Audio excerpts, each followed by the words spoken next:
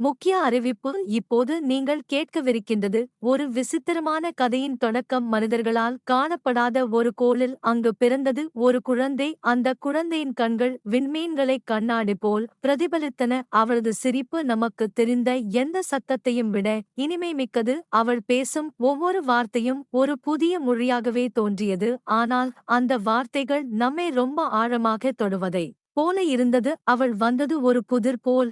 ஏன் இந்த பூமிக்குள் வந்தாள்? யார் அனுப்பினார்கள்? அவளுடைய குறிக்கோள் என்ன? இந்த கதையின் பயணம் இப்போதுதான் துவங்குகிறது. விண்வெளியிலிருந்து வந்த அந்த குழந்தை இதோ.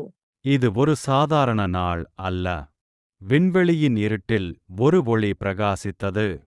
மனிதன் உருவாக்காத ஒரு சக்தி அந்த ஒளியிலிருந்து வந்தது. ஒரு குழந்தை.